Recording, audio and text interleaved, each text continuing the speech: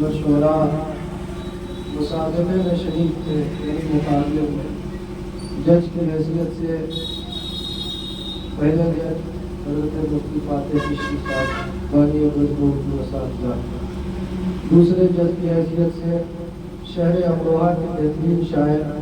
حضرت علامہ قاری صوفی عارف القادری عارف امروہی، اور تیسرے جج کی حیثیت سے ماہر نفات، ماہر شعر و سخن، نظریات کا بےتاج بادشاہ حضرت انجم کمالی صاحب نیپالی، چوتھے جج کی حیثیت سے اس میں شہر رانچی رام گڑھ کا بہترین سخنور حضرت راحت انجم، ان چاروں ججوں نے مل کر کے اپنے اپنے نمبرات پیش کیے۔ میں اس لیے ان ناموں کا اعلان کرنا ضروری سمجھتا ہوں، اس لیے محبوب شبنم صاحب نے کہا تھا کہ ان ناموں کا اعلان مشاعرے میں کیا جائے گا اور اس کے بعد سند اعزاز پیش کیے جائے گا۔ تو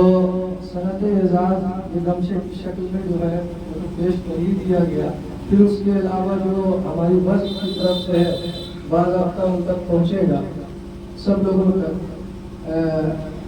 مبارکباد ہے کہ اس میں تقریباً 50 لوگوں نے اپنا نام درج کرایا تھا، تقریباً 40 لوگ شریک ہوئے۔ 40 لوگوں میں ابھی 10-15 لوگ یہاں دیکھ رہے ہیں اور 15-20 لوگ واٹس ایپ پہ تھے۔